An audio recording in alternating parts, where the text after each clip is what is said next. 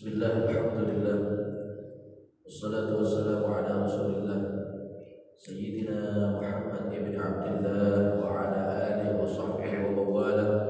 La hawla wa la quwwata illa billah. Assalamu alaikum warahmatullahi wabarakatuh. Innal hamdalillah nahmaduhu wa nasta'inuhu wa nastaghfiruh wa na'udzu billahi min shururi anfusina wa min sayyiati a'malina. May yahdihillahu fala mudilla lahu wa may yudlil fala hadiya lahu. Asyhadu an la ilaha illallah wahdahu la syarika lahu wa asyhadu anna sayyidana wa nabiyyana Muhammadan 'abduhu wa rasuluhu la nabiyya wa la rasula ba'da. Allahumma shalli wa sallim wa barik wa karrim wa habbib wa majjid wa 'azzim 'ala sayyidina Muhammadin tibbil qulub wa dawaiha wa 'afiyatil abdan wa shifaiha wa nuril absar wa diyaiha wa qutil arwah wa ghidaiha wa 'ala alihi wa sahbihi. Subhanaka la ilma lana illa ma 'allamtana innaka antal alimul hakim. اشرح لي صدري ويسر لي أمري واحلل عقدة من لساني يفقهوا قولي آمين آمين يا رب العالمين. Alhamdulillah.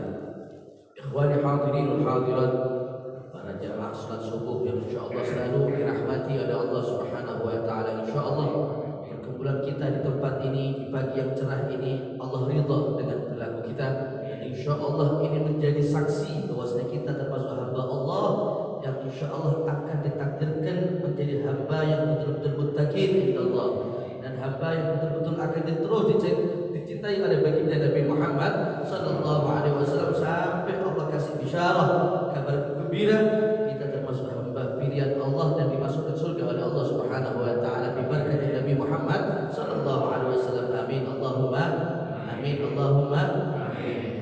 Bil barakah ibtithal al-amr bil barakah. Sebelum nanti didengarkan daripada kajian oleh Ustaz Sayyid Hasan Habib Hasan bin Zaid bin Hasan Ali Terus tentang bagaimana itu pengenalan dengan Nabi Muhammad, ilmu dan lain sebagainya. Dikatakan kata Rasulullah SAW dalam sebuah hadisnya, ad-dunya mal'unah. Dunia ini dilaknat oleh Allah Subhanahu wa taala. Dunia yang kita miliki itu apa? Banyak sekali. Ada anak, ada istri, ada suami, ada rumah, ada mobil, ada aset. Semua ini bakal dilaknat semua oleh Allah Subhanahu wa taala. Jadi kalau sudah Rasulullah ngomong ad-dunya mal'unah, bahkan mal'unun ma fiha, apa yang ada dalam isi dunia, semua itu ya, amwal dan lain sebagainya, itu akan dilaknat semua oleh Allah Subhanahu wa taala. Yang kita banggakan, bahkan maaf yang kita ributkan, itu hakikatnya hina di sisi Allah Subhanahu wa taala. Tapi dikatakan Rasulullah mal'unun ma fiha, kecuali dunia ini ada beberapa dunia atau poinnya dunia yang tidak bakal dilaknat oleh Allah Subhanahu wa taala. Dunia, baju kita, semua yang menempel dalam diri kita itu termasuk dunia. Mal'unun ma fiha illa dzikrullah wa mawala 'aliman wa muta'alliman. Kecuali bagi siapa dunia dan seisinya ini tidak bakal dilaknat oleh Allah Subhanahu wa taala illa dzikrullah, kecuali dunia tersebut dibuat untuk selalu ingat kepada Allah Subhanahu wa taala. HP-nya dibuat apa? Dibuat syuting pengajian, tidak bakal dilaknat oleh Allah Subhanahu wa taala. Rumah dibuat apa ini? Rumah untuk megah-megahan? Tidak, dibuat untuk zikir, sujud, untuk ta'lim, tidak bakal dilaknat oleh Allah Subhanahu wa taala. Aset kita untuk apa? Kita mengumpulkan aset sebanyak ini untuk apa? Untuk dekat dengan Allah atau untuk jauh dari Allah Subhanahu wa taala? Nah, saya tidak mau mengumpulkan aset ini illa kecuali untuk mengantarkan kami, anak-anak kami, keluarga kami untuk usul sampai kepada Allah Subhanahu wa taala. Jadi semua yang kami miliki ini Ustaz, tidak ada lain kecuali untuk apa? Wasilah tambah dekatnya kita dengan Allah Subhanahu wa taala. Dan dunia yang model seperti ini tidak bakal dilaknat oleh Allah Subhanahu wa taala. Illa dzikrullah. Dunia yang membuatkan kita ingat selalu kepada Allah Subhanahu wa taala. Kita punya anak, jangan sampai anak kita menjadi kita jauh dengan Allah Subhanahu wa taala. Nah, tapi justru anak kita, istri kita, itu semuanya menjadi wasilah agar supaya kita lebih dekat dengan Allah Subhanahu wa taala. Kita tidak mungkin bisa kenal Allah Subhanahu wa taala tanpa pelantara kekasihnya baginda Nabi Muhammad sallallahu alaihi wasallam. Tidak mungkin orang akan lahir di atas bumi langsung kenal Allah, harus melalui pintu yang namanya baginda Nabi Muhammad sallallahu alaihi wasallam. Apalagi di akhir zaman ini, maaf ngapunten ingkang kathah, orang-orang di zaman akhir ini banyak mindset mereka, pemikiran mereka dicuci otak mereka agar supaya mereka menghilangkan jejak bagaimana itu anak-anak cucu baginda Nabi Muhammad sallallahu alaihi wasallam. Bahkan didoktrin untuk benci yang namanya orang Arab. Kata Rasulullah, orang yang benci Arab khawatirnya dia meninggal dalam keadaan munafik. Apalagi kita membenci daripada anak keturunan baginda Nabi Muhammad sallallahu alaihi wasallam. Mustahil dunia dan seisinya ini akan bisa mengangkat dia dekat dengan Allah tanpa perantara baginda Nabi Muhammad. Tidak akan bisa. Makanya Rasul ad-dunya mal'unah. Dunia yang kita bangga-banggakan, dunia yang kita rebutkan, dunia yang semua bakal dilaknat oleh Allah Subhanahu wa taala. Ad-dunya mal'unah mal'unun ma fiha illa dzikrullah, kecuali dunia yang dibuat untuk selalu ingat kepada Allah Subhanahu wa taala. Itu tidak bakal dilaknat oleh Allah Subhanahu wa taala illa dzikrullah. Wa mawala 'aliman wa muta'alliman. Wa mawala maksudnya bagaimana? Dunia yang selalu dibuat untuk untuk kebaikan, yang seartian dengan kebaikan, untuk hadir majelis ilmu, majelis ta'lim, majelis maulid, majelis sholawat. Ketika kita duduk di situ, kita tidak kenal dunia lagi, tapi kita kenal Allah, kita kenal Nabi Muhammad, kita kenal bagaimana syariatnya Nabi Muhammad. Ini semuanya tidak bakal akan dilaknat oleh Allah Subhanahu wa taala. Minum yang disuguhkan, makanan-makanan, apapun fasilitas yang disebutkan di dalam ta'lim tersebut tidak bakal dilaknat oleh Allah Subhanahu wa taala. Aliman wa muta'alliman. Yang terakhir, orang yang alim, orang yang ngerti tentang ilmu Allah, orang yang faham tentang hakikat daripada syariat Allah Subhanahu wa taala. Aliman wa muta'alliman, dan orang yang belajar. Jadi orang yang belajar ini hakikatnya tinggi di hadapan Allah Subhanahu wa taala. Kedudukannya muta'allim ini tinggi. Jadi istilahnya santri itu tidak cukup setahun 2 tahun. Jadi diri kita santri abadi, santri selama-lamanya. Selagi Allah kasih nyawa di dalam tubuh kita, kita lihat diri kita sebagai talibul ilm, sebagai pencari ilmunya Allah Subhanahu wa taala. Kalau orang yang mempunyai nisbah yang namanya talibul ilm, hidupnya diagungkan oleh Allah Subhanahu wa taala. Makamnya kedudukannya diagungkan oleh Allah Subhanahu wa taala. Nah, dunia yang dimiliki oleh orang yang alim, orang yang mengajarkan ilmu, orang yang muta'allim, orang yang belajar ilmu, terus dia tidak bosan-bosan untuk mencari ilmunya Allah Subhanahu wa taala. Dunia yang dimiliki orang-orang tersebut tidak bakal dilaknat oleh Allah Subhanahu wa taala. Maka dari itu ikhwani hadirin wal hadirat para jamaah yang dirahmati oleh Allah Subhanahu wa taala, yang pertama niat kita. Jadikan apapun yang menempel dalam diri kita, anak kita, istri kita, apapun yang menempel yang berupa itu akwal dunia itu diniati untuk lillah wa fillah wa 'ala Allah wa rasuluh. Insyaallah semua tidak bakal dilaknat oleh Allah Subhanahu wa taala. Mudah-mudahan sedikit ini bermanfaat, dan insyaallah kita akan tambah semangat lagi, tambah giat lagi untuk mengerti bagaimana hakikat nanti di akhiratnya Allah Subhanahu wa taala. Wa hadza minni wal 'afwu bikum. Wassalamualaikum warahmatullahi wabarakatuh.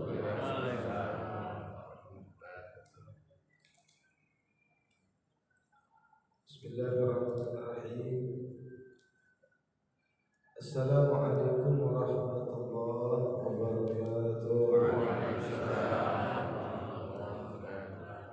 Alhamdulillah alladzi bi ni'matihi tatimmu shalihat. Allahumma salli wa sallim ala sayyidina Muhammad sayyidi sadat wa ala alihi wa sahbihi wa man tabi'ahum bi ihsan ila yaumil miqat. Amma ba'd. Kepada para sesepuh jamaah Masjid Al-Hikmah, hadirin wa hadirat yang senantiasa insyaallah selalu dibahagiakan oleh Allah, dimuliakan oleh Allah, digabulkan hajatnya oleh Allah, dijadikan keluarganya insyaallah keluarga yang sakinah mawaddah warahmah, dimaafkan segala kekurangannya oleh Allah, insyaallah diangkat derajatnya oleh Allah, dimudahkan segala urusannya oleh Allah insyaallah.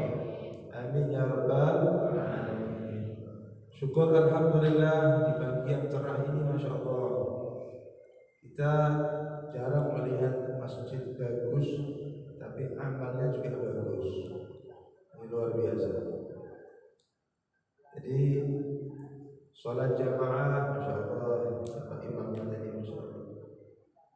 Kemudian dibacakan zikir, zikirnya luar biasa Masya Allah. Kaget itu sama kayak zikir saya ini, sama Masya Allah. Alhasil luar biasa Masjid Al-Hikmah ini. Nah, maka kalau masjidnya hebat, jamaahnya hebat, umatnya hebat, tak ada corona hilang. Coronanya jauh saja. penyakit menjauh, bala bakal menjauh.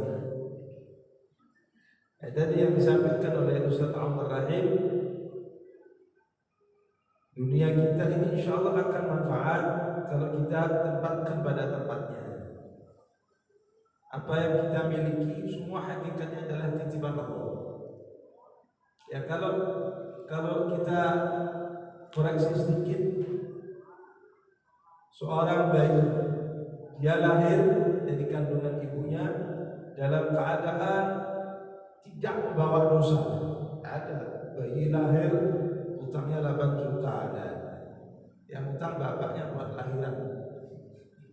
Bayinya enggak lahir, enggak punya utang. Enggak bawa dosa. Jadi semua diciptakan oleh Allah sebetulnya dalam keadaan fitrah, bagus, bersih. Tidak ada keburukan sedikit pun ada. Tapi orang itu sendiri yang mengisi kehidupannya. Semakin dia besar, semakin dia dewasa, tinggal diisi dengan apa? Kalau diisi seperti antum semua ini, panjenengan semua ini, diisi dengan istiqomah di masjid, dari masjid nanti pulang ke rumah kerja, pulang dari kerja kumpul keluarga, masya Allah. Ini berarti semakin dia bertambah umurnya, diisi dengan sesuatu yang bagus, yang masya Allah. Jadi bayi ini, anak ini, kita lahir ke dunia dalam keadaan fitrah suci, tidak ada hutang, tidak ada dosa. Tinggal kita isi apa? Sampai nanti hatta ya'tiyana yakin, sampai datang nanti yakin. Maknanya apa? Datang kematian dalam keadaan husnul khatimah insyaallah. Jadi garis finish kita itu nanti, finish kita, tolak ukur kita, apakah kita ini orang baik, apakah na'udzubillah, apakah kita ini orang benar, apakah na'udzubillah. Nanti finishnya di mana? Finishnya ketika dicabut nyawa kita oleh Allah Subhanahu wa taala. Maksud istiqomahnya di masjid, matinya suul khotimah, enak mungkin. Kalau ada acara sedekahnya kuat, enggak mungkin mati suul khotimah. Dengan keluarganya diperhatikan, sholat anaknya, aurat keluarganya, maksud matinya suul khotimah, enggak mungkin, pasti harus suul khotimah. Jadi itulah Allah Subhanahu wa taala bagaimana menghargai hambanya. Menghargai hambanya. Kesalahan yang begitu banyak yang kita perbuat terkadang tidak dilihat sama Allah. Bahkan dihapus oleh Allah taala gara-gara satu amal baik yang kecil, tidak ada apa-apanya. Jalan dari rumahnya ke Masjid Al-Hikmah, ada duri di jalan, atau ada apa namanya bahasa Jawanya beling, apa kaca, diambil. Oh, nanti kalau kena bannya mobilnya Pak Joko gimana nanti? Ledos itu. Nah, disingkirkan. Subhanallah, dilihat itu oleh Allah, sepele, kecil itu amalnya, kecil, tidak ada apa-apanya. Lebih besar sholat, lebih besar sedekah, lebih besar. Tapi dengan amal yang ikhlas kecil tadi itu, dia perhatikan bagaimana maslahat orang lain. Subhanallah, dosa yang begitu besar terhapuskan gara-gara amal yang kecil tadi itu. Ini baru amal kecil. Bagaimana kalau kita perhatikan akhirat keluarga kita? Sampai Sayyidina Umar Ibn Khattab itu mengatakan ada satu dosa yang sulit, hampir-hampir tidak diampuni oleh Allah. Ada itu katanya Sayyidina Umar. Tapi anehnya dosa itu bisa terhapuskan gara-gara kita perhatikan bagaimana akhiratnya keluarga kita. Bukan disenangkan masalah dunia saja, penting kita bisa jalan-jalan. Ya, sudah tiap hari sekolah, tiap hari di kantor, tiap hari kerja, sebulan sekali, ayo ambil tas, isi pakaian, kemana? Puncak, insyaallah sampai keluarganya itu. Puncak, mau kemana? Turki, mumpung murah. Wah, senang Turki, Masya Allah. Turki ketemu Erdogan di sana. Ya, bisa salaman. Masya Allah, senang keluarganya. Itu bisa menghapus dosa pemimpin keluarga itu. Orang yang menggembirakan mereka. Ini baru masalah dunia. Bagaimana kalau mereka senang? Bagaimana kalau keluarga kita senang dengan masuk ke dalam surganya Allah Ta'ala? Oh, itu lebih hebat daripada kita menggembirakan bab dunia saja. Menyenangkan mereka saja dalam bab dunia saja bisa terampuni kok dosa kita yang sulit diampuni oleh Allah Ta'ala. Bagaimana kalau kita perhatikan keluarga kita, masalah akhirat mereka. Mereka masuk surga, senang syukur kepada Allah. Ya Allah, kata sang istri, ini gara-gara suami saya bisa masuk ke dalam surga ini. Terima kasih suami saya. Anaknya juga begitu. Iya bu, bapak saya Masya Allah memang nyakitkan hati. Kalau tidak sholat dimarah. Ya, anak kalau tidak sholat dimarah kan dia sakit. Sebentar toh pak, ayo masjid. Sebentar toh pak. Tapi nanti ketika dia masuk ke dalam surga, syukur dia sama Allah. Alhamdulillah, gara-gara bapak saya. Terima kasih pak. Oh, ini luar biasa. Ini nanti dosanya sang bapak ini mungkin ada dosa yang sulit diampuni oleh Allah, dihapus oleh Allah Subhanahu wa Ta'ala. Insyaallah. Amin Allahumma amin. Jadi tinggal kita bagaimana kita mengisi kehidupan kita supaya kehidupan kita ini diridhai oleh Allah Subhanahu wa Ta'ala. Hadirin wa hadirat jamaah rahimakumullah wa as'adakumullah. Maka sebetulnya di dunia ini kalau kita mau tarik satu kesimpulan, tiga kita perkuat. Satu, perkuat hubungan kita dengan Allah. Dua, perkuat hubungan kita dengan Nabi Muhammad. Yang ketiga, perkuat hubungan kita dengan orang tua dan guru kita. Sebetulnya cuma tiga saja. Yang lain nyusul, yang lain ikut. Makanya dulu saya dapat nasihat bu. Ini ada ibu-ibunya ya. Ada. Pak sudah pulang masak? Belum ya.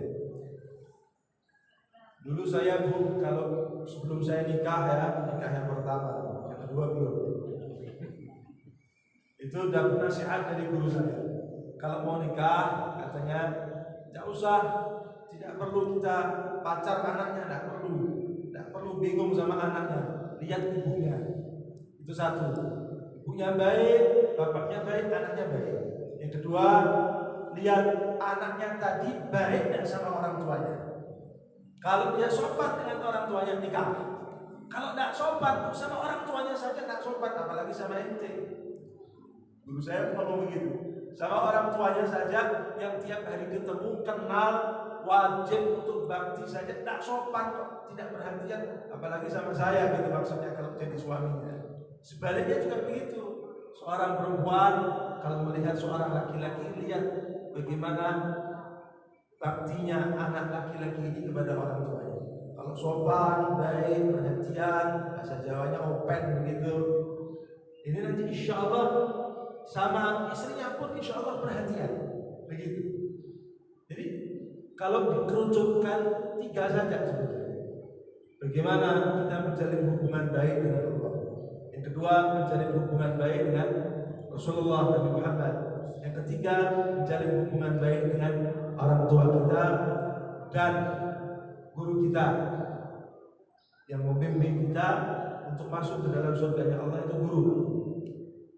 Nah, hubungan dengan tiga tadi ini baik, insya Allah semua akan dijadikan baik oleh Allah Subhanahu wa Ta'ala. Maaf, orang kafir saja, orang yang non-Islam saja, orang yang Islam terkadang dia belum melakukan sholat dikasih makan kok sama Allah, apalagi kita yang sholat, muslim, baik sama orang tua. Makanya ada ceritanya para sahabat ini miskin tidak ada. Miskin tidak ada. Hanya saja mereka tidak mau kaya. Sebetulnya dikasih kekayaan oleh Allah cuma ditolak. Sayyidina Abdurrahman bin Auf itu dikasih kekayaan oleh Allah Ta'ala yang sangat luar biasa. Gara-gara apa? Ya, gara-gara hubungannya baik dengan Allah, dengan Rasulullah baik. Sampai satu saat Sayyidina Abdurrahman bin Auf ini dia mendengar satu sabda Rasulullah, hadisnya Nabi Muhammad, orang yang masuk surga terakhir itu orang kaya katanya. Nanti jalannya merangkak. Bangga sini Sayyidina Abdurrahman, ya Allah saya orang kaya ini. Tapi orang kaya yang kayak apa kan begitu. Tapi Sayyidina Abdurrahman dengar sudah orang kaya jalannya ke surga itu merangkak, takut dia. Dihabiskan itu hartanya untuk Allah, untuk di jalan Islam. Habis, alhamdulillah saya miskin ya Allah. Tapi Allah punya skenario lain. Orang baik tidak mungkin miskin. Dapat beberapa waktu dikasih kekayaan lagi oleh Allah Ta'ala, lebih kaya dari sebelumnya. Terulang sampai 3 kali. Minta miskin lagi, habis lagi, dihabiskan, dikasih kaya lagi oleh Allah, lebih kaya dari sebelumnya. Sampai 3 kali. 3 kali, saya kaya terus ya. Kok tak miskin lagi?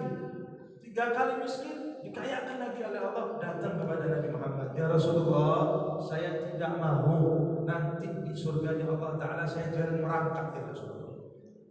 Tersenyum Rasulullah, oh gara-gara itu.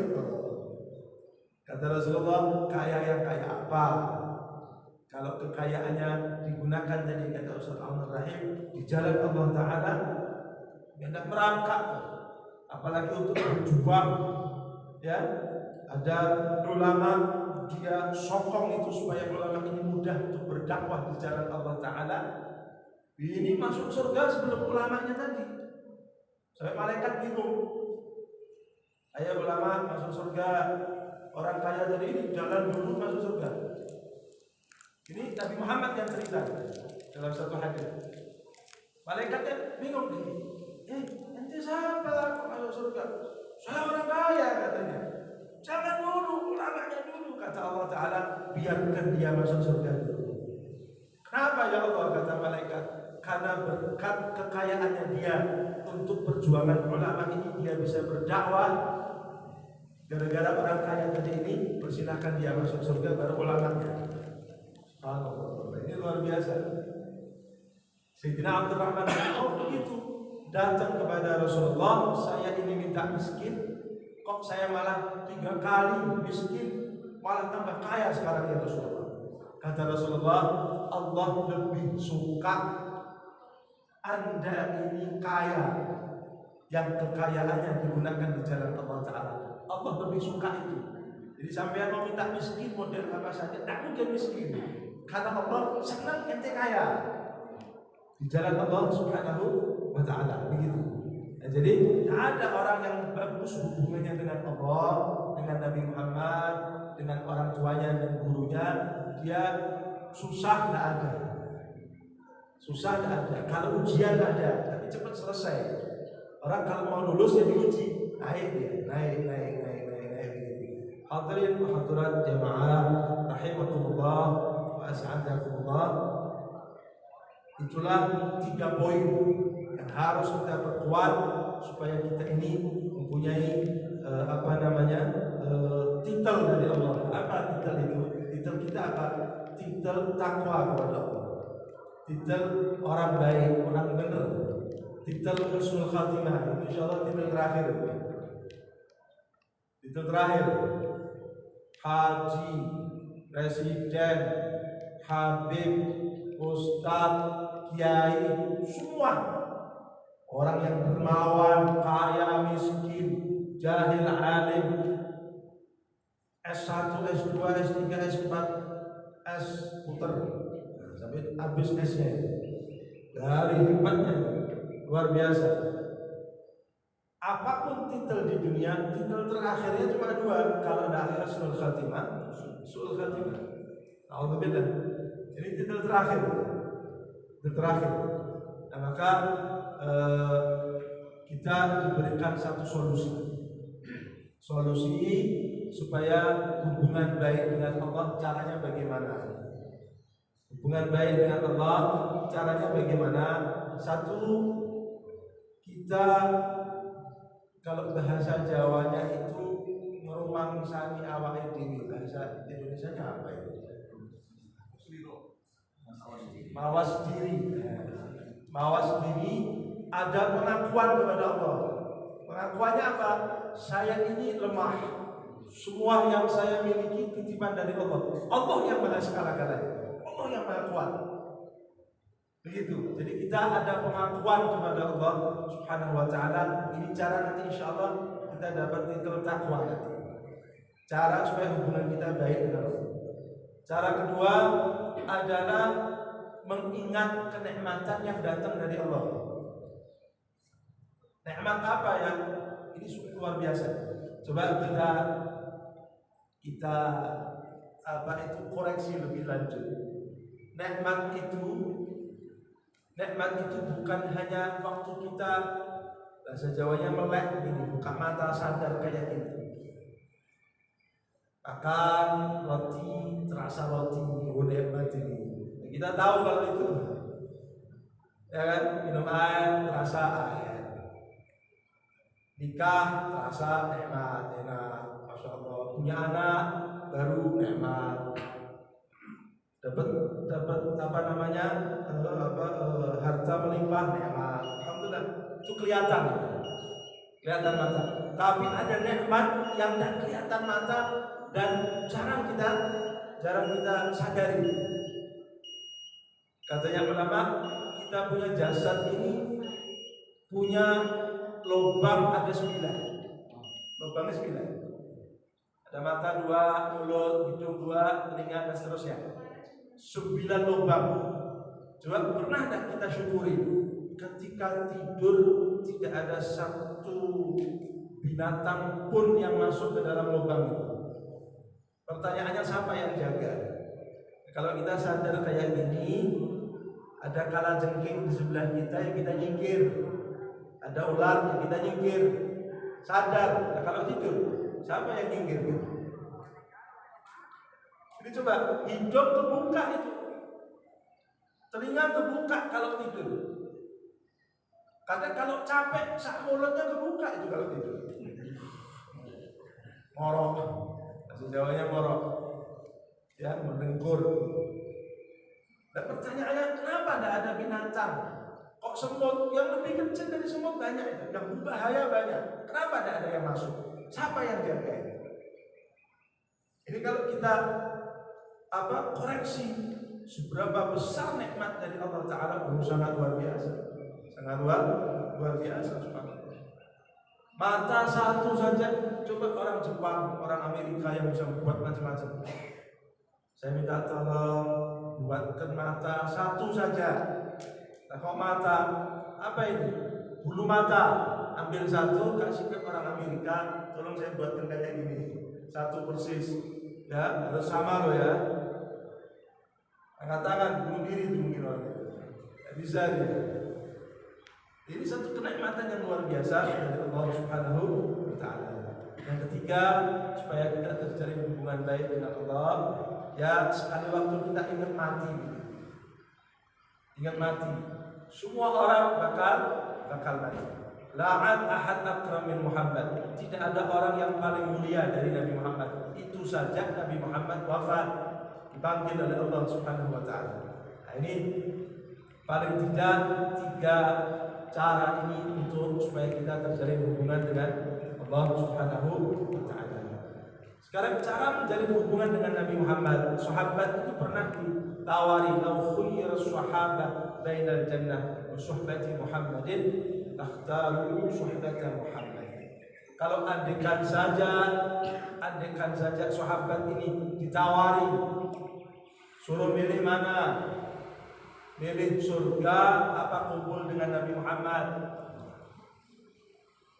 Jadi sahabatnya Nabi Muhammad, para sahabat memilih saya sama Nabi Muhammad saja. Misal kalau dengan Nabi Muhammad tidak dapat surga, tidak apa-apa. Yang penting saya Nabi Muhammad. Maksud dengan Nabi Muhammad tidak dapat surga. Surga itu diciptakan oleh Allah Ta'ala karena barokahnya Nabi Muhammad Sallallahu Alaihi Wasallam. Jadi menjalin hubungan dengan Nabi Muhammad Sallallahu Alaihi Wasallam. Satu waktu malaikat Jibril itu datang kepada Nabi Muhammad. Kemudian Nabi Muhammad tanya kepada malaikat Jibril, ya Jibril, saya kok penasaran umurnya sampean ini berapa? Ditanya gitu sama Nabi Muhammad. Jibrilnya tidak pernah belajar matematika begitu. Dia bingung, berapa ya umur saya ya Rasulullah? Berapa ya tak hitung itu? Berapa ya? Saya sebentar. Kalau pastinya saya kurang tahu katanya malaikat Jibril. Cuman setiap 70.000 tahun sekali saya melihat bintang yang sangat terang sekali. Itu munculnya setiap 70.000 tahun sekali. Saya menang itu ya Rasulullah. 70.000 tahun muncul, saya lihat 70.000 tahun lagi muncul, saya lihat 70.000 tahun lagi muncul, saya lihat. Berarti umurnya malaikat Jibril berapa? Oh, luar biasa, jutaan. Ya, itu saya melihat ya Rasulullah. Oh begitu, kata Nabi Muhammad. Kamu tahu enggak siapa bintang itu? Bintang yang cemerlang tadi, yang bercahaya cantik itu siapa kira-kira? Tak tahu ya Rasulullah. Itu adalah saya, kata Rasulullah. Oh, Masya Allah. Jadi semua yang ada hubungannya dengan Nabi Muhammad pasti mulia. Pasti mulia. Maka hubungkan hati kita dengan Nabi Muhammad. Baca sholawat bisa, diperkuat sholatnya, baca Qur'annya, ngobrol dengan orang soleh, dididik keluarga dengan baik. Rasulullah didik keluarganya, kita ikut. Saya didiklah keluarga saya dengan baik. Rasulullah ngasih makan halal kepada keluarganya. Ya, saya niru Rasulullah lah. Itu cara menjalin hubungan kita dengan Nabi Muhammad Sallallahu Alaihi Wasallam. Yang ketiga adalah menjalin hubungan baik dengan guru kita atau orang tua kita. Sejelek apapun orang tua kita, dia tetap orang tua kita. Coba apa kenyataannya? Kenyataannya sekarang kita lihat, orang tuanya kaya, anaknya ikut kaya enggak? Ikut kaya, normal itu. Normalnya begitu. Tapi kalau sudah anaknya kaya, jarang yang orang tuanya kasih perhatian. Jarang yang orang tuanya itu ikut mulia. Kadang 10 anaknya dititipkan sama orang tuanya. Ya Allah, orang tuanya cepat mati karena kayak gitu. Suruh ngurus anaknya 10. Nanti kalau ditegur, oh tega anaknya dikasih ke orang tuanya. Orang tua saya sudah saya kasih uang, oh, Masya Allah. Durhaka ini. Dia menggaji orang tuanya, dijadikan karyawan itu orang tuanya. Alhamdulillah. Alhamdulillah. Dulu ada satu sahabat namanya Alqamah. Alqamah tadi ini dia sahabat, namanya sahabat mulia. Mulia dengan Allah luar biasa, dengan Nabi Muhammad luar biasa. Tak pernah meninggalkan sholat, sahabat berjuang bersama Rasulullah. Cuman di akhir hayatnya tidak bisa mengucapkan la ilaha illallah Muhammad Rasulullah, tidak bisa. Dan sulit untuk mati. Sulit. Sakaratul mautnya sangat luar biasa. Sahabat bingung, kok ada ini sahabatnya Rasulullah kayak gini. Sayyidina Abu Bakar maju, dituntun, tidak bisa. Alqamah ucapkan la ilaha illallah, tidak bisa. Tidak bisa. Sayyidina Abu Bakar mundur, Sayyidina Umar, Sayyidina Uthman, Sayyidina Ali, sahabat angkat tangan. Sekarang yang bisa ini insyaallah Rasulullah. Panggil Nabi Muhammad. Dipanggil Nabi Muhammad, datang, dituntun dengan oleh Nabi Muhammad, tidak bisa mengucapkan la ilaha illallah. Bayangkan. Solusi terakhir kita ini apa? Kita berharap dituntun sama kanjeng Nabi, kan begitu. Solusi terakhir kita apa? Diselamatkan sama Nabi Muhammad. Tidak bisa apa-apa kita. Masuk surganya kita ini karena kasih sayangnya Allah, bukan karena amal kita. Apalagi tidak beramal. Ini dituntun oleh Nabi Muhammad. Tidak bisa dia mengucapkan la ilaha illallah. Kata Nabi Muhammad, apakah Alqamah masih mempunyai ibu? Masih ya Rasulullah. Panggil ibunya. Dipanggil ibunya sampai ke hadapan Rasulullah. Kata Rasulullah, benar itu putramu Alqamah? Iya ya Rasulullah. Kata Rasulullah, punya salah apa dia dengan saya, dengan kamu? Kok sampai tidak bisa mengucapkan la ilaha illallah Muhammad Rasulullah? Kata ibunya, dia pernah satu saat melukai hati saya Rasulullah. Orangnya soleh, baik, masya Allah. Cuma pernah sekali, kok sulit saya lupakan ya Rasulullah. Sakit hati saya. Kata Rasulullah, sudahlah, lupakan, maafkan Alqamah. Belum bisa ya Rasulullah. Sampai 3 kali diminta oleh Nabi Muhammad untuk memaafkan, untuk ridha, belum bisa ya Rasulullah. Kata Rasulullah, ini skenario-nya Rasulullah, tidak mungkin dilakukan oleh Nabi Muhammad. Apa kata Nabi Muhammad? Sahabat, kumpulkan kayu, letakkan Alqamah di atas kayu, bakar.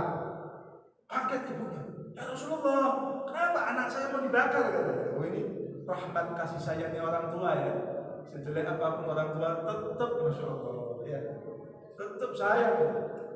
Mau marah kayak apa tuh, masya Allah. Tanya, anak saya mau dibakar kenapa ya Rasulullah? Daripada dia disiksa di dunia, di akhirat, lebih baik dia tersiksa di dunia sebentar, bisa mati selamat. Ini skenario yang Rasulullah tidak mungkin dilakukan oleh Nabi Muhammad. Maksudnya Nabi untuk menyadarkan ibunya. Kata ibunya, ya Rasulullah, jangan bakar anak saya. Saya ridha dengan anak saya Alqamah. Sebutan Sayyidina Alqamah ini bisa mengucapkan la ilaha illallah Muhammadur Rasulullah sallallahu alaihi wasallam. Dan di sini ada satu pelajaran, ada satu pelajaran ibrah yang luar biasa. Ini kalau orang biasa mungkin sulit. Kenapa Sayyidina Alqamah ini diselamatkan oleh Allah? 1, karena hubungannya baik dengan Allah. 2, hubungannya baik dengan Nabi Muhammad. Walaupun pernah menyakiti orang tua, tetap diselamatkan oleh Allah. Orang tuanya ridho. Kenapa? Allah tidak mau. Dia baik dengan Allah, baik dengan kekasihnya Allah Nabi Muhammad, masuk di neraka. Tetap dibuat oleh Allah Ta'ala bagaimana caranya ibunya ini hatinya terbuka, bisa ridho kepada anaknya. Ini berkat apa? Hubungannya baik dengan Allah dan dengan Nabi Muhammad Sallallahu Alaihi Wasallam. Ini mungkin sedikit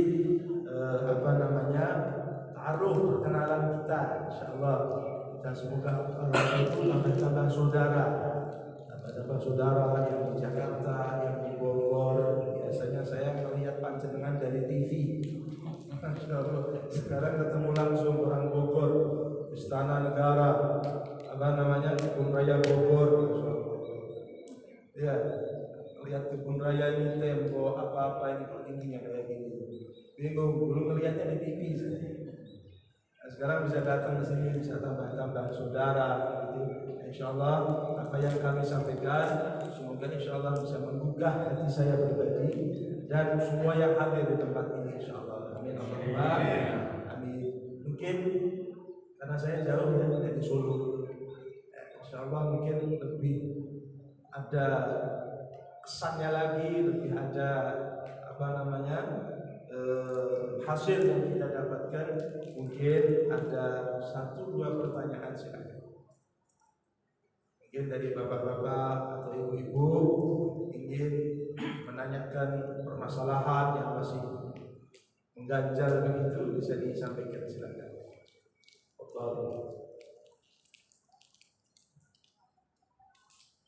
Kita tutup doa. Bismillahirrahmanirrahim. Assalamualaikum warahmatullahi wabarakatuh. Waalaikumsalam.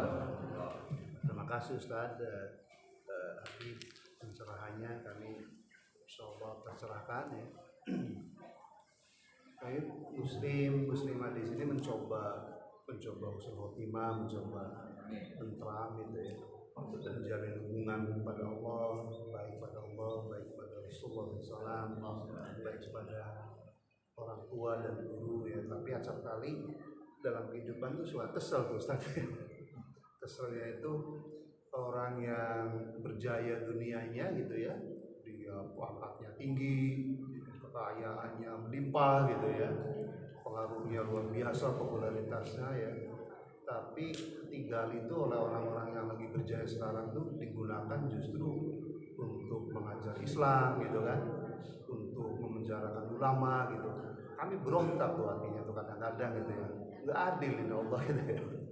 Nah kalau berontak terus lama-lama orang yang berontak itu juga jadi dari Allah karena kesel sama Allah gitu. Kenapa kita sudah soleh, tahajud, duha, semua nafilah dilalap gitu kan, jalan kemis, Daud, tapi kehidupannya susah, malah diinjak-injak sama orang yang tadi menghinakan Allah gitu ya, yang mengatakan bahwa musuh Pancasila adalah agama Islam, yang mengatakan bahwa udahlah umat Islam hijrah aja dari kitab suci ke konstitusi, malah berjaya sekarang itu. Jadi banyak muslim sekarang aktivis gitu ya, orang yang dulunya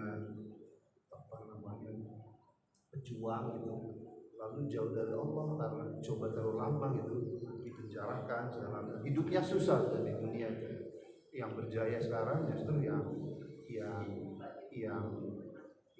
jauh dari Allah, kafir. Gimana manage kalbu semacam itu sesuai kita tetap istiqomah gitu ya, di dalam koridor kebajikan, di jalan Allah, tanpa hatinya sakit, lalu akhirnya jauh dari Allah pada kadang-kala malah ada yang keluar dari Islam malah tercekam gitu ya. Kalau dunia yang memimpin justru non-muslim yang luar biasa menekan kita. Syukur Ustaz, mudah-mudahan dalam pencerahan dari Ustaz gimana memanage kalbu kita muslim supaya tetap di jalan Allah meskipun hidup di dunianya lagi dijolimi. Terima kasih Ustaz. Assalamualaikum warahmatullahi wabarakatuh. Insyaallah pertanyaannya mungkin Bapak Imam bisa membantu. Jadi bukan berarti musibah, bala, wabak, penyakit atau ujian cobaan ini salah satu Allah Ta'ala membenci kita belum tentu, Allah Ta'ala menghinakan kita belum tentu. Sekarang ada orang yang istiqamah tapi dia miskin, ada orang yang istiqamah tapi dia dimusuhi.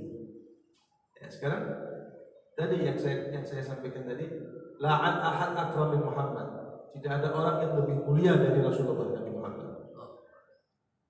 Pertanyaan saya, siapa yang ujiannya lebih besar dari Nabi Muhammad?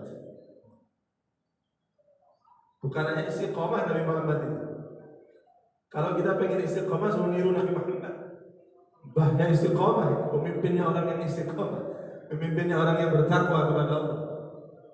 Tapi tetap mendapatkan ujian dari Allah Ta'ala. Nanti atas tendensi apa ujian tadi ini? Di atas tendensi rahmat dan sayangnya Allah Ta'ala kepada hambanya tadi. Begitu. Mungkin saja ini satu peringatan dari Allah Ta'ala.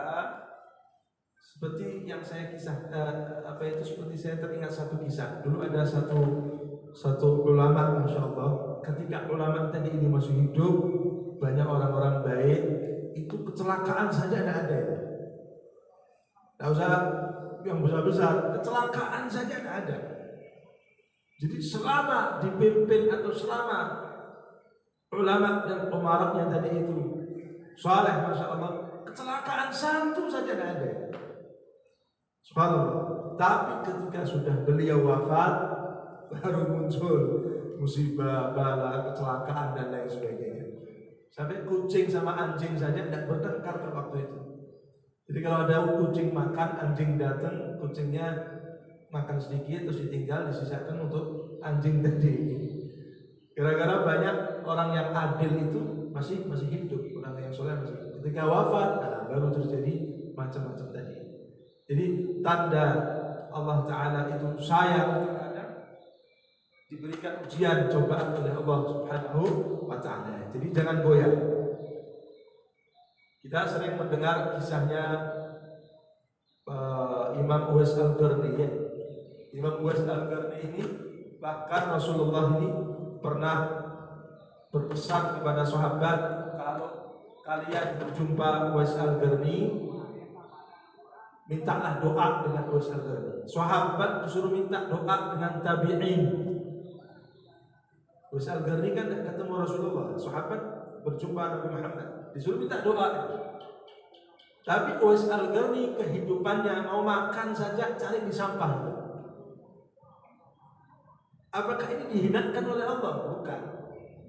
Dimuliakan oleh Allah Subhanahu wa ta'ala. Terkadang kemuliaan seseorang itu awalnya dicapai dengan ujian dan cobaan. Nah, baru nanti bonusnya dari Allah Ta'ala apa? Dapat surganya Allah. Ya mungkin di dunianya akhirnya dia senang, bisa gembira, Masya Allah. Ya, terkadang banyak ujian seperti ini harus kita kuat. Nah, solusinya bagaimana? Mungkin kalau mengandalkan diri sendiri tidak bisa ya. Banyak kumpul sama orang soleh, cari. Belum ketemu yang masih hidup, yang sudah wafat. Karena kalau kita mengandalkan diri kita sendiri, dulu ada Bal'am bin Ba'urah. Bal'am bin Ba'urah ini hidup di zamannya Nabi Musa. Ini mungkin saya jawab dengan beberapa kisah tadi. Bal'am bin Ba'urah ini doanya tidak pernah ditolak oleh Allah. Jadi kalau sudah angkat tangan, ya Allah, langsung. Jadi kalau orang sekarang itu minta ya Allah Innova, langsung datang Innova. Tidak pakai besok, langsung datang. Itu Bal'am bin Ba'urah. Bisa melihat sesuatu yang tidak bisa dilihat oleh orang biasa. Bukan dukun ini, bukan dukun. Kasyaf, tembus dia. Bisa tahu sesuatu yang belum terjadi, bisa. Punya murid 12.000 murid. Ini kurang hebat apa? Tapi Bal'am bin Ba'urah ini fansalakha minha, berpaling dari ayat Allah. Alim, Masya Allah, pinter, terpleset dia. Terpleset karena kena ini. Nah, ini kalau sudah ibu jari dan jari telunjuk disatukan terus digosok, siki. Nah, ini namanya apa ya? Fulus. Karena kalau sudah kena ini, Masya Allah, sudah bukan hanya bukan orang biasa, orang alim saja terkadang luar biasa, Masya Allah. Nah, maka sampai satu saat Bal'am bin Ba'urah ini dia kena harta tahta wanita, terbujuk rayu dengan syaitan dan hawa nafsunya. Datangi satu orang jahat yang ingin memusuhi Nabi Musa, minta tolong dengan Bal'am. Bal'am, doakan supaya Musa ini dan kaumnya terkena bala. Bal'am, wani birong, wah gitu. Dikasih. Bal'am angkat tangan, mintanya Bal'am sama siapa? Ya mintanya sama Tuhannya Nabi Musa, sama. Dia Muslim tuh, muridnya 12.000 alim. Minta sama Allah, digabulkan oleh Allah Subhanahu. Mintanya jelek, yang didoakan kekasihnya Allah. Bal'am bukan nabi, bukan rasul. Nabi Musa rasul. Tapi doanya Bal'am kejelekan untuk Nabi Musa digabulkan. Karena hebatnya Bal'am tadi.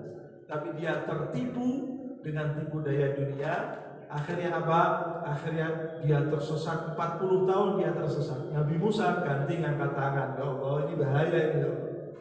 Cabut ilmunya Bal'am dari dadanya. Ya. Dicabut itu sama Allah, keluar seperti burung merpati yang warnanya putih. Keluar. Jadi ilmunya baik, tapi orangnya sesat. Ilmunya dikeluarkan sama Allah. Akhirnya Bal'am ini mati dalam keadaan kafir, mati dalam keadaan murtad ya. Su'ul khatimah, na'udzubillah. Artinya selama kita masih hidup pasti kita akan diuji oleh Allah Subhanahu wa ta'ala. Maka tetap berpegang kepada orang-orang yang alim, saleh, lurus. Dengan kisahnya Bal'am ini kita bisa paham. Orang yang ngerti saja terpeleset, apalagi yang tidak ngerti. Itu satu. Yang kedua, kita dituntun supaya kita bisa cari orang alim yang lurus, yang saleh, yang bisa bimbing gandeng tangan kita masuk ke dalam surga Allah Ta'ala. Kalau sakit hati memang sakit hati. Yang kita cintai disakiti. Tapi apa boleh buat? Tidak bisa berbuat apa-apa. Maka jangan lupa untuk senantiasa berdoa kepada Allah. Doanya muslimin ini tidak mungkin ditolak sama Allah. Yang menolak amal buruknya dia. doa, habis doa amin Allahumma amin, keluar dari masjid lakukan dosa. Jadi doanya tadi tertolak dengan dosanya tadi. Sebetulnya kalau dia tidak melakukan dosa, doanya sampai kepada Allah Ta'ala, dikabulkan oleh Allah. Nah, jadi persatuan kaum muslimin, jangan banyak yang maksiat, tinggalkan itu dosa, makanan haram, harta yang haram. Insya Allah nanti Allah Ta'ala bakal memberikan hadiah ulama yang lurus semuanya, dan umara, pejabat-pejabat yang lurus, Masya Allah. Itu hadiah dari Allah. Jadi sebetulnya adanya ujian sekarang ini teguran juga untuk kita. Teguran untuk kita. Teguran untuk kita juga. Nah, di samping itu jangan lupa kita selalu mendoakan mereka, orang-orang yang bisa membimbing kita ke jalan Allah Subhanahu wa Ta'ala. Saya kira itu, insya Allah sekelumit yang bisa menambah kemantapan kita di dalam keadaan kita yang sekarang ini. Mungkin dari ibu-ibu, ini sekarang kita ini dihinakan betul lah.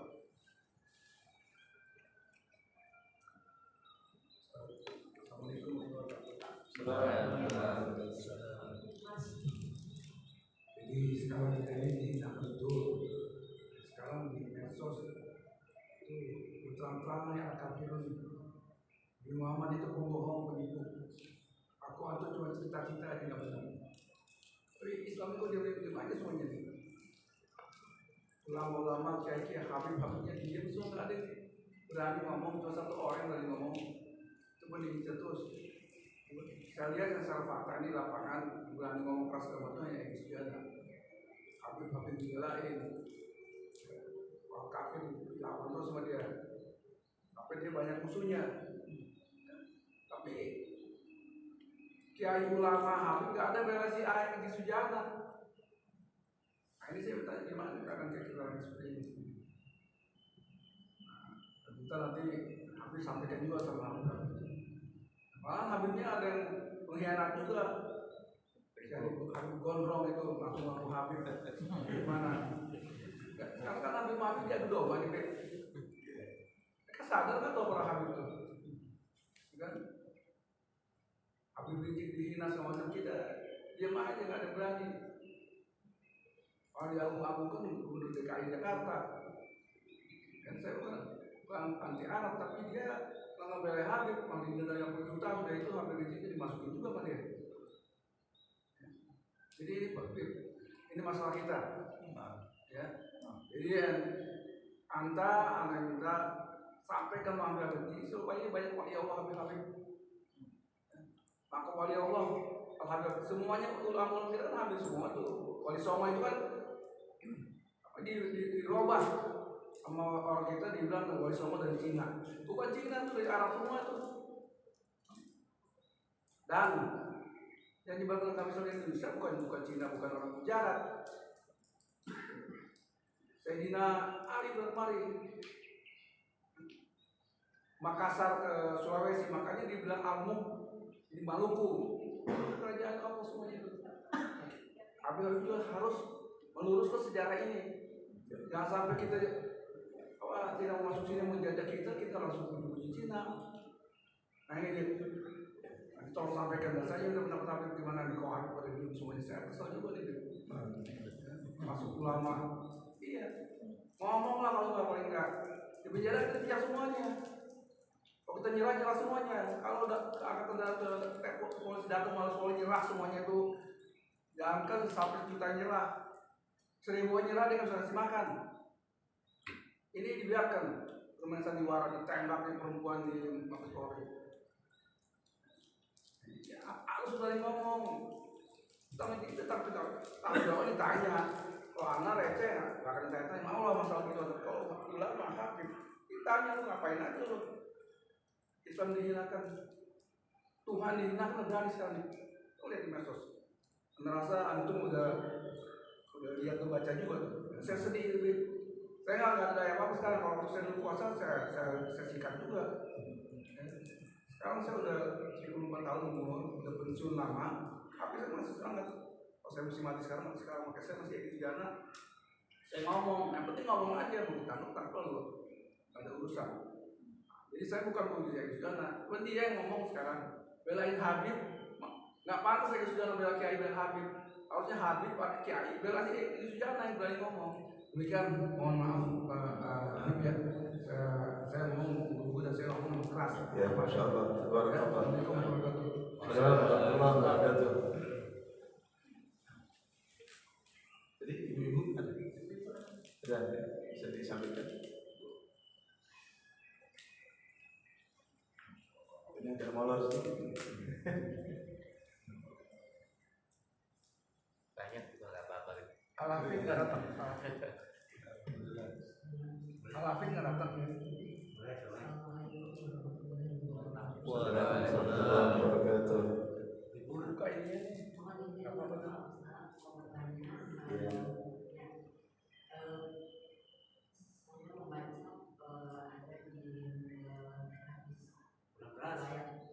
Permisi ya, kalau saya nggak salah, bahwa tadi bicara tentang tingkat ujian.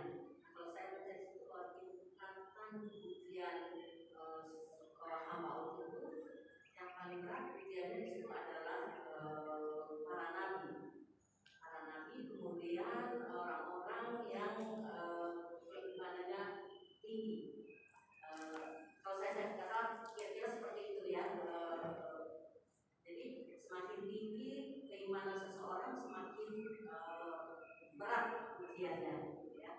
Nah, yang saya ingin tanyakan, apa perbedaan antara ujian dengan hukuman Allah?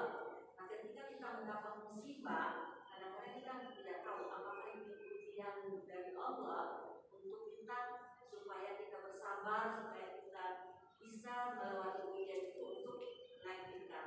Ataukah itu adalah hukuman dari Allah terhadap kesalahan-kesalahan kita yang kita lakukan?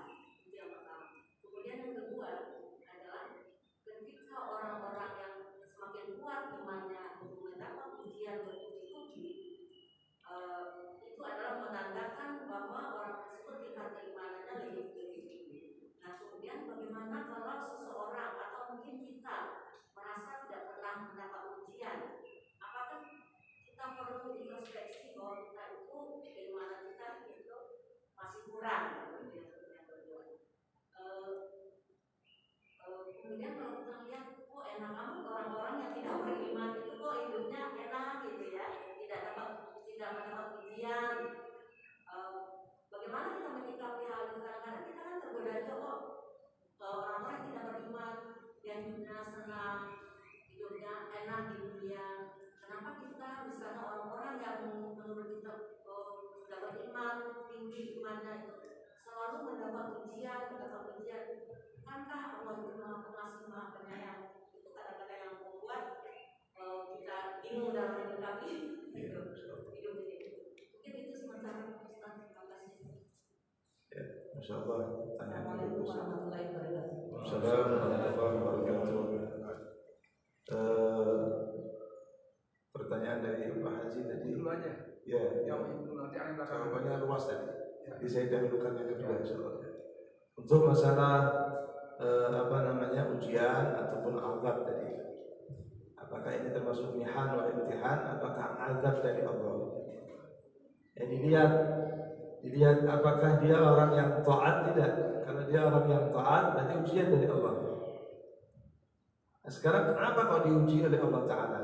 Ini langsung jawabannya saya jadikan satu. Sedangkan mereka ini yang tidak taat kok tidak diuji oleh Allah Ta'ala. Ujian terbesar dari Allah adalah tidak diizinkannya hamba untuk taat kepada Allah. Itu ujian. Itu azab plus azab dari Allah. Sebelum dia diazab oleh Allah Ta'ala di akhirat, di kuburnya di akhirat, dia diazab oleh Allah, diuji oleh Allah Ta'ala untuk tidak mampu melakukan sholat. Itu azab dari Allah. Jadi ujian ini bukan berarti anaknya meninggal, tidak bisa makan, bukan hanya itu saja. Tapi ujian dan azab terbesar adalah Allah tidak mengizinkan dia untuk sujud kepada Allah. Dia diizinkan untuk menyembah yang lain, tidak menyembah Allah. Ini azab, salah satu azab yang paling besar dari Allah Subhanahu wa Ta'ala.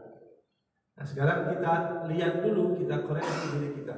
Kita termasuk hamba Allah Ta'ala. Saya sudah tahajud, saya sudah sholat Masya Allah, jangan goyah, nanti kita diuji oleh Allah. Bukan diazab, bukan diseksa oleh Allah Ta'ala. Justru kita tidak bisa melaksanakan itu azab dari Allah. Itu azab dari Allah Ta'ala. Bukan berarti orang yang kaya, dia bisa mau apa saja bisa, dia orang yang nikmat. Kita yang tidak bisa apa-apa, kita orang yang diuji oleh Allah Ta'ala, belum tentu. Orang dapat uang senang tak kira-kira? Senang. Senang. Dikasih hadiah senang, senang. Apapun yang kita dapatkan pasti hati kita apa? Senang. Tapi pertanyaannya, tentram tidak hatinya? Nyaman tidak hatinya? Kalau hatinya tentram, berarti kasih sayangnya Allah Ta'ala luar biasa. Di balik ujian itu ada kasih sayang, bukan diazab oleh Allah. Tapi kalau uang yang dia dapatkan hanya sekedar senang, tidak membuat hatinya tentram. Banyak orang-orang yang mau beli apa saja bisa dia, tapi tidak tentram hatinya. Fir'aun itu kurang apa ya? Bahkan sekarang orang yang dermawan tidak bisa mengalahkan kedermawanan Fir'aun. Gara-gara dia angkuh saja, mengaku Tuhan dan lain sebagainya, memusuhi agama Allah Ta'ala tadi, memusuhi Nabi yang Allah Ta'ala, akhirnya dikutuk oleh Allah. Kalau baiknya baik sebetulnya. Fir'aun itu tidak rela kalau ada rakyatnya yang miskin, tidak rela. Pernah jalan satu tempat ada rakyatnya miskin, ini rakyatnya siapa? Sampai ya, marah ini Fir'aun. Hampir dipecat itu prajurit itu. Kenapa tidak ngomong sama saya? Ambilkan harta, senang kan dia. Saya tidak mau jadi pemimpin dalam keadaan rakyat saya ini susah, tidak mau saya. Namrud itu kurang apa Namrud ini? 2/3 dunia dikuasai, tapi matinya bagaimana? Cuma kemasukan nyamuk hidungnya mati. Sepele kecil. Pasukannya Allah yang bernama nyamuk tadi ini. Apakah orang yang kaya seperti ini kok tidak diuji sama Allah? Fir'aun itu tidak pernah diuji sama Allah, tidak pernah sakit. Nah, kita sakit, bolak-balik kita sakit. Ya, berulang kali kita sakit. Fir'aun tidak pernah sakit sampai mati. Tidak pernah sakit. Tapi belum tentu dia tidak diuji oleh Allah Ta'ala. Justru malah lebih besar daripada uji, diazab sama Allah. Apa azabnya Allah Ta'ala? Azab itu bukan hanya dikubur di akhirat saja, tidak. Dia diazab oleh Allah dengan tidak diizinkannya Fir'aun ini untuk sujud kepada Allah. Diazab sama Allah. Gara-gara dia berani memusuhi para ulama tadi. Ya, kok tidak mati-mati ini? Ya, sekaligus juga menjawab yang pertama. Kok tidak mati-mati? Langsung dijatuhkan balak begitu. Kata Rasulullah, orang-orang yang zalim itu biarkan mereka hidup menjadi pelajaran bagi yang lain. Nanti di hari tuanya dia dipanjangkan umurnya memang sama Allah.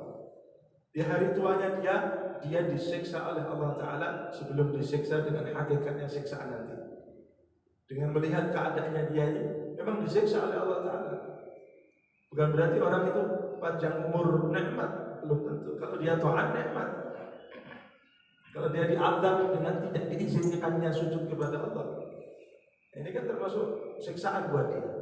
Nah, saya kira begitu Ibu. Jadi terkadang kita memang agak sedikit goyah ya. Saya kerja, saya sholat tahajud. Yang seneng kok yang sana ini. Ini dia tidak sholat. Ini apa ini? Kita sholat ini termasuk nikmat yang luar biasa. Nikmat yang luar biasa. Justru yang tidak sholat itu diazab sama Allah. Tidak bisa sujud. Tidak bisa sujud. Ya, tadi saya katakan nikmat kan bukan hanya sekedar hidup senang dan lain sebagainya. Tidurnya kita, lubang dan kemasukan hewan itu nikmat yang luar biasa. Nikmat yang luar biasa. Nah, saya kira begitu perbedaan antara ujian, azab. Kenapa mereka yang tidak taat, tidak tampak mereka ini gelisah dan sebetulnya hati mereka gelisah. Hati mereka gelisah. Jangan di masjid ini gelisah tidak kira-kira? Kan tidak. Nyama, apa bedanya orang muslim dengan orang kafir? Orang kafir itu hartanya banyak, kalau keluar bingung, otaknya bingung, ini harta saya gimana? Pengen dibawa terus pengen dijaga sendiri. Kalau kita kan tidak, kita kita tahu ini dikasih sama Allah, sudah saya keluar rumah, saya tinggal, saya titipkan sama Allah. Adem itu hatinya, subhanallah. Begitu. Nah, ini sekelumit yang bisa saya sampaikan. Untuk yang pertama nanti ada jawaban juga dari Ustaz Al-Rahim. Sayyidina Ali itu pernah mengatakan begini, Bapak Haji. Sayyidina Ali mengatakan ada dua orang yang membuat Sayyidina Ali ini geram, bahkan membuat punggungnya Sayyidina Ali ini berat begitu, beratkan ini memang. Apa itu? Dua. Apa? Orang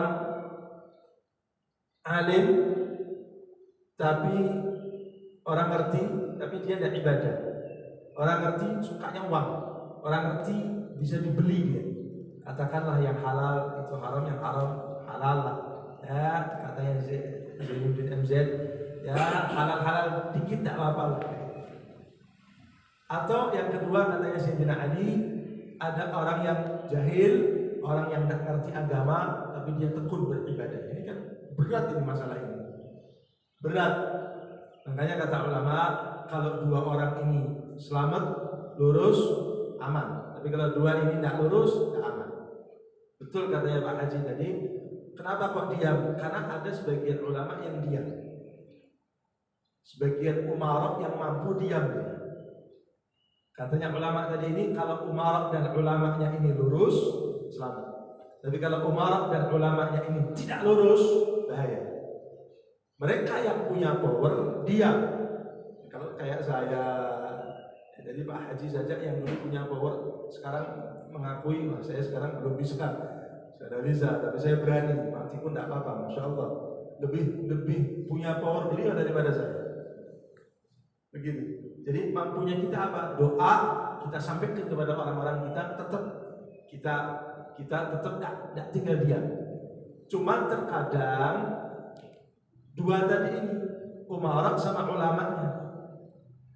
Kalau ulama sama umaroknya banyak yang kepleset, terjadi kezaliman yang tidak bisa terbendung, tidak bisa.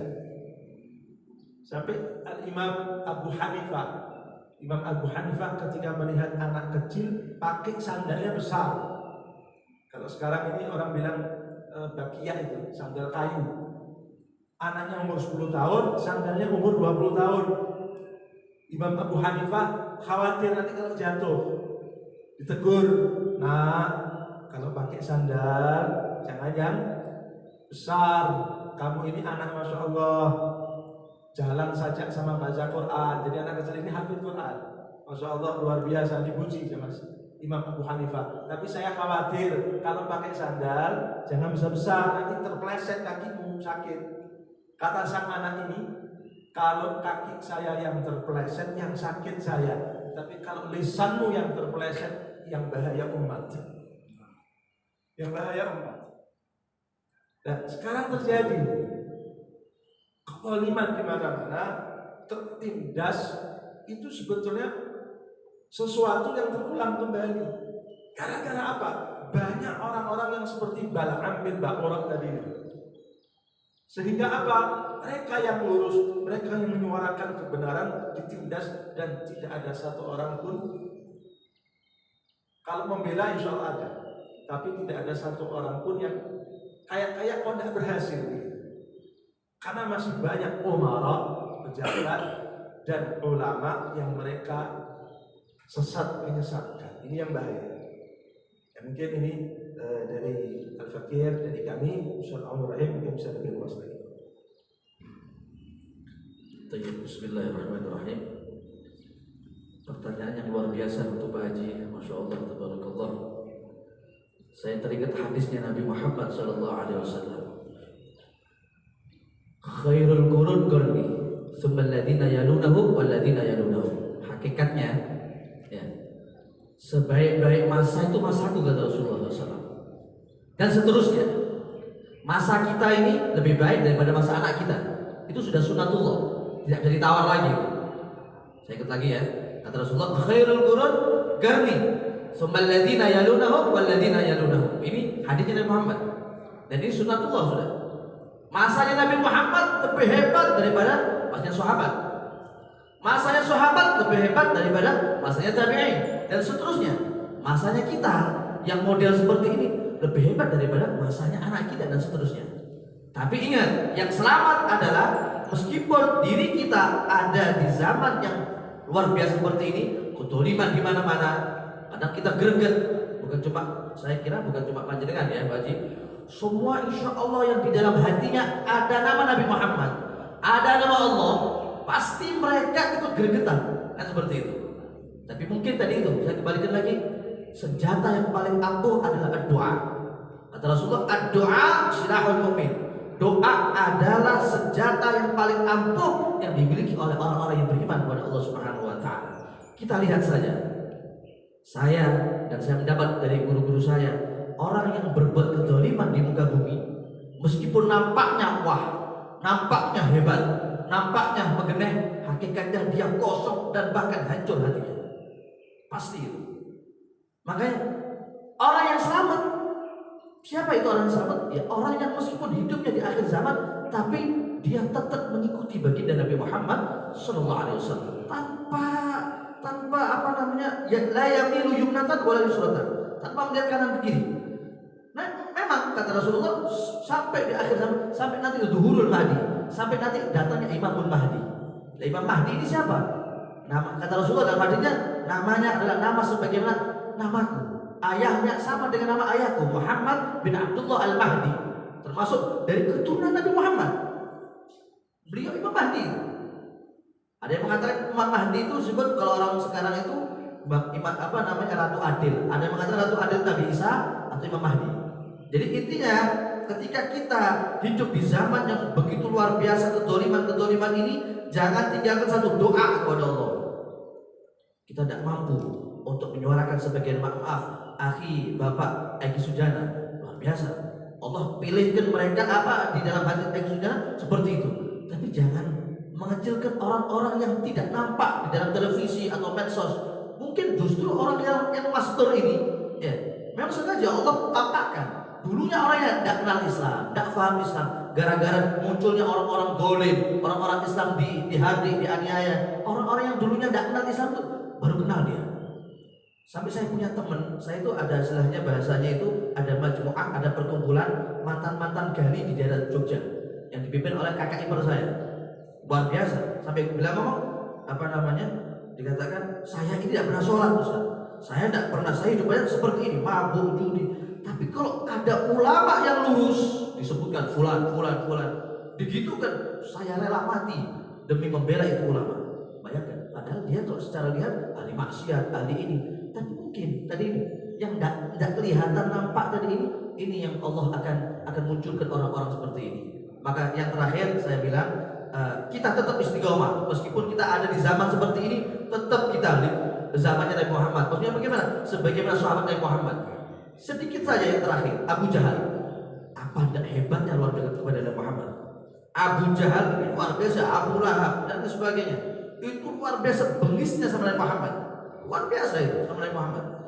Tapi ketika Abu Jahal dimintai keterangan tentang siapa itu Rasulullah, disebutkan dalam Sahih Al-Bukhari, langsung berdua ditanyai, ada seorang yang nanya, kepingin tahu Nabi Muhammad itu siapa? Semua jendelanya ditutupi semuanya, tidak ada orang yang tahu. Ketika kata Abu Jahal, saya akan jawab itu Muhammad. Si orang nanya ini, kau ini kok bencinya luar biasa kepada Nabi Muhammad? Padahal Nabi Muhammad ini amin. Hartanya orang-orang kafir Quraisy, orang-orang kafir itu, ketika dia menitipkan harta bukan kepada orang-orang kafirnya, kepada Nabi Muhammad. Saking aminnya, saking terpilih Nabi Muhammad, tapi kenapa kok Abu Jahal ini kok bengisnya kepada Nabi Muhammad? Singkat cerita, ditanyakan Abu Jahal, aku sekarang mau nanya, kenapa kok bencinya kepada Nabi Muhammad? Padahal Muhammad ini orang baik, orang amin, orang seperti ini. Dikatakan Abu Jahal, tidak ada orang ya, tidak ada. Cuma aku sama engkau. Sebenarnya Muhammad itu orang yang baik, orang yang gara-gara tadi ini, gara-gara ada hasud, ada yang namanya hikid, ada yang namanya lain. Makanya saya ambil tarik lagi, ini kejadian-kejadian yang nampak di dalam diri kita, negeri kita dan sebagainya ini, ya, ini hakikatnya agar supaya kita yang dulunya mungkin melempem di dalam Islam ada lebih semangat lagi. Dan kita nggak usah khawatir Pak Haji, kalau di dalam diri kita ada perjuangan ada giroh semangat tinggi, baik itu Pak Haji, keluarga dan sebagainya. Kita juga dakwah, kami Habib Hasan dan semuanya itu kita lingkup dakwah kita mungkin di sekitar umat-umat kita sendiri. Ya. Tapi tetap kita doa semua untuk kemaslahatan umat, kemaslahatan daripada ulama-ulama kita. Saya tidak rela Habib Rizik penjara, Habib Fulan penjara. Saya tidak rela kan seperti itu.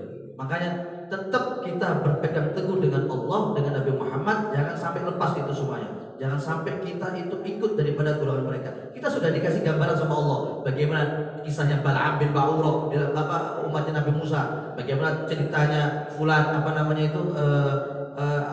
sahabat zaman Nabi Muhammad, Abu Jahal, Abu Lahab, orang-orang benci. Tapi semuanya itu hilang begitu saja. Karena apa? Mereka jauh daripada ilmunya Allah, jauh daripada syariat Nabi Muhammad Sallallahu Alaihi Wasallam. Mungkin itu ya, tentunya semangat terus aja. Terima kasih. Cuma saya minta satu aja. Tolong para hadir dan Kiai kasih nasihat tuh saya akhir silat. Ada yang berani? Jangan dibiarkan yang ilmunya hebat. Tua NU, saya juga NU juga, NU kultural. Tapi kok kayak begini? Tak benar dia. Kan? Jadi saya sampaikan para ulama, salam dari Pak Angki, kepada Habib, kasih nasihat supaya dia jangan cantum itu jangan ngomong sembarangan lah. Tolonglah Pak ini. Jadi ini kan dia menghancurkan Islam sendiri. Saya dari mulai lahir ke dunia udah jadi NU. Karena semuanya. Jadi tolong itu salah satu. Insya Allah pasti bisa ditutup mulutnya itu, bisa kembali tobat ya, aman Indonesia. Dia juga Arab juga, akil silat mana ada yang orang Indonesia. Jadi sampai akhirnya si duduk lepaskan salah ngomong, ya kan? Jadi perkara. Karena tadi dibela sama akil silat itu. Jadi tolong, gua ini cinta sama Habib, cinta sama ulama. Ya, kalau zaman saya dulu masih belain kemana-mana di Kalimantan, di Timur, semua saya belain itu. Ulama kita. Tapi sekarang nih ulamanya ngomong ulama besar lagi, susah kita. Ya. Jadi itu masih terpeleset. Terus ya kesirat, sudah Pak Amri bilang suruh tobat. Saya lagi juga dia. Insyaallah. Alhamdulillah, insyaallah ini molornya sudah agak jauh. Semoga Allah Subhanahu wa taala memberikan taufik dan hidayah kepada kita semua. Amin Allahumma amin. Dan semoga insyaallah dipertemukan kembali oleh Allah taala di Masjid Al-Hikmah di ma'asyiha wal afiyah insyaallah. Ya, kita yakin Allah taala pasti akan memberikan jalan keluar, kemenangan, insyaallah kemakmuran kepada kita. Amin. Rahim mengatakan yang jelek itu ya ada punah. Yang kekal hanya kebaikan sampai di surga ya Allah Subhanahu wa taala insyaallah. Amin Allahumma amin. Kami Al-Habib Muhsin bin Ali Al-Kaf beserta Ustaz Abdul Rahim bin Ali Makki dan rombongan dan Al-Fakir saya pribadi, apabila ada kekurangan, kesalahan, kekhilafan, kata-kata yang kurang berkenan, kami mohon maaf yang sebesar-besarnya. Dan semoga insyaallah luar biasa kita juga dapat tambahan-tambahan ilmu dan semangat tadi. Luar biasa dari Masjid Al-Hikmah. Masya Allah sudah diawali dengan bacaan Qurannya luar biasa Imam tadi. Kita sudah semangat ya. Di awal, di akhir lebih semangat lagi Masya Allah. Semoga insya Allah Allah Ta'ala mengumpulkan kita bukan hanya di dunia, tapi kelak insya Allah kumpul bersama di surganya Allah Ta'ala bersama Nabi Muhammad insya Allah. Amin Allahumma amin. Dan insya Allah sebagaimana harapan kita, Allah Ta'ala segera menyudahi ujian, cobaan, kezaliman yang ada di negara kita insyaallah. Ulamanya semuanya disadarkan oleh Allah lurus insyaallah. Para umaranya insyaallah disadarkan oleh Allah Ta'ala lurus insyaallah. Ya, banyak terjadi, chatnya sudah bagus sekarang, Turki sudah bagus. Skenario-nya Allah dulu seperti apa Turki? Masya Allah. Chatnya kayak apa? Luar biasa. Indonesia masih alhamdulillah. Ada yang ganggu nggak di sini dari pengajian? Nggak ada. Mungkin dulu di Turki ditembak itu. Alhamdulillah, di balik kezaliman ujian kayak gini, insya Allah ada hikmah yang tersembunyi dari Allah Ta'ala. Saya kira itu yang bisa kami sampaikan. Amin. Tolong jelaskan sama rekan-rekan saya. Ya. Karena sekarang banyak Habib, yang mana yang benar? Kan Arab Saudi itu semuanya tuhan Nabi dibunuh, lari ke Yaman, utara selatan, Maulid Nabi dihancurkan, semua sejarah Nabi Abu Bakar Siddiq, rumahnya semua jadikan pasar. Ya, terus masjid Bilal, semua saya datang sana semua berubah semuanya. Pertama kali masih hebat-hebat tahun 60-an. Ini tolong menjelaskan yang mana yang benar ya? Sekarang ujuk-ujuk Saudi Arabia mendeklarasikan Habib Rizik sebagai tuan Nabi 38. Habib Bahar begitu juga. Kan? Ini benar nggak nih? Kan? Itu mesti lihat. Prosesnya mereka itu ini kan Saudi kan jahanam nih. Ya, Wahabi. Ya. Nah, jadi dibunuhin semua itu, lari ke Yaman. Soalnya Yaman sekarang ya dua malam utara selatan menjadi Syiah dan Sunnah.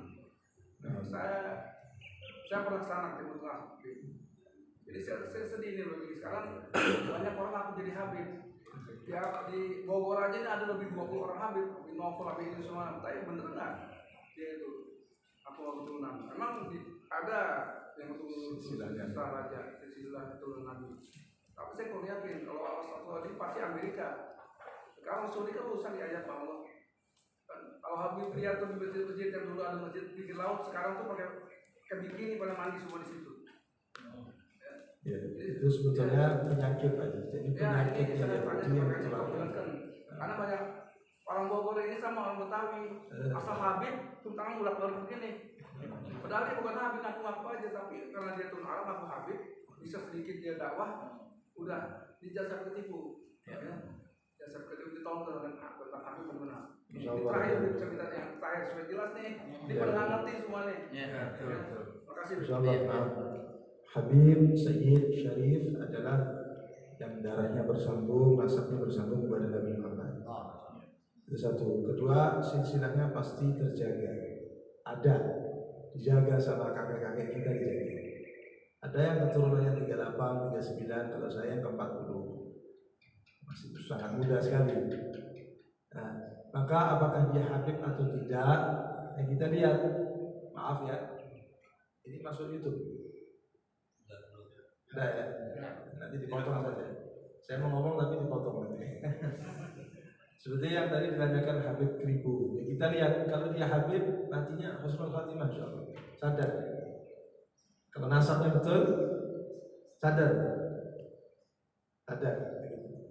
Nah, jadi sebetulnya kenapa sekarang terjadi seperti itu? Diincar bahkan dikejar itu zuriyahnya Rasulullah. Karena itu penyakit yang ditularkan sama orang Yahudi. Orang Yahudi tidak mau kalau Nabi terakhir ini dari orang Arab. Makanya kebencian kepada Arab dan lain sebagainya ditanamkan kembali. Itu penyakit yang ditularkan terus. Penyakit yang dirawat. Nah, yang ngasih penyakit sudah mati, dirawat sama bawahnya. Mati, dirawat lagi sama bawahnya. Sampai sekarang. Kebencian-kebencian bermula dengan Nabi Muhammad. Karena kita para habaib bukan hanya mewarisi dari kakek kami Rasulullah ini kebaikan enak-enaknya saja, enggak, ujiannya, cobaannya juga kami mewarisi. Jadi kalau kami ini gendong rumah misal, gendong rumah, jangan cuma gendong kursi, berat mana kira-kira? Berat yang rumah tadi, begitu. Makanya terkadang orang yang ngerti betul seperti Bapak Haji tadi ngerti sama habaib ya hormat, masya Allah. Ini Habib betul tidak kira-kira? Ditanyakan dari mana silsilahnya. Sekarang kan ada Rabithah Al-Alawiyah, ada ikatan dari para habaib, ditanyakan di sana. Begitu. Saya pernah itu ketemu satu Habib juga, wajahnya yang tidak rapi, pesek begitu, pesek. Masya Allah. Saya tanya namanya siapa? Saleh bin Ahmad bin Al-Kaf katanya. Loh, saya tanya nama kakeknya siapa? Ya pokoknya Al-Kaf. Begitu, tidak jelas. Nanti satu waktu lagi ketemu saya ngaturnya ada Idrus, masya Allah sama kayak saya. Nah ini kan tidak jelas seperti itu. Akhirnya ketahuan namanya Sukemi. Insya Allah Sukemi ngaku soleh. Al-Kaf al-Idrus lagi. Nah ini ya, banyak sebetulnya wajah Arab banyak, tapi belum tentu itu saja. Ya, kalau masalah beban, memang kami ini bukan hanya menerima enaknya saja dari kakek kami, tapi cobaan ujian, ya beban dakwah juga kita menerima dari kakek kami. Jadi Rasulullah ini ngasih ke panjenengan yang enak-enak sama saya, ada yang enaknya juga dikasih sama Rasulullah. Masa putuku saya enak-enak, tidak mau, jangan. Harus dah enak juga kayak saya gitu Rasulullah. Karena kamu ini pemimpin. Jadi Habib Rizik pemimpin gitu. Para ulama kita Habib Novel dari disebut para habaib. Ya, saya kira insyaallah mungkin di cross check. Kalau dia memang sayyid betul seperti Habib Kribo, kalau Habib Kribo ini sayyid, Habib insyaallah akhir hayatnya dia sadar. Ya sadar. Kalau tidak sayyid ya tidak sadar. Nanti sayyid palsu. Begitu sayyid palsu. Ya, saya kira begitu insyaallah. Dan alhamdulillah sampai saat ini masih banyak para habaib, para kiai kita, para ulama kita yang eksis betul di bawah panji liwah benderanya Rasulullah SAW. Insyaallah ada yang dakwah seperti beliau tadi, ada yang dakwah seperti saya ngajar, ada yang dakwah suara seperti beliau tadi, ya, ada yang dakwah pakai hartanya. Apa? Beliau dakwah imami di masjid, masya Allah luar biasa. Jenengan bisa dakwah dengan cara apa? Senyum Ustaz, saya tidak bisa apa-apa, cuma senyum, dakwah itu senyum. Cuma jangan senyum sama orang lain saja, senyum sama istrinya juga, begitu. Ya, ini kadang senyum sama istrinya orang bisa, sama istrinya sendiri tidak bisa. Saya kira insyaallah ini penting juga. Mohon maaf yang sebesar-besarnya, semoga insyaallah nanti disambung Pak Haji. Ya disambung, nanti satu waktu kami kesini lagi bisa disambung lagi insyaallah. Mohon maaf atas keterlambatan waktu dan terima kasih atas sambutannya dan khidmatnya panjenengan semua, masya Allah sibuk tapi tetap menyempatkan untuk duduk di Masjid Al-Hikmah ini, masya Allah luar biasa. Terima kasih, mohon maaf. Allahumma muwaffiq ila aqwamit thoriq. Wassalamualaikum warahmatullahi wabarakatuh.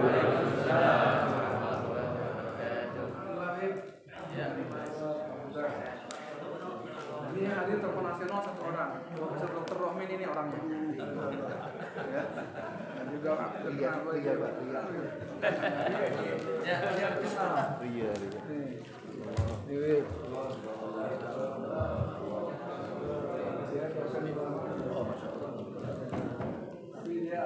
Oh, masya Allah. Sulunya mana?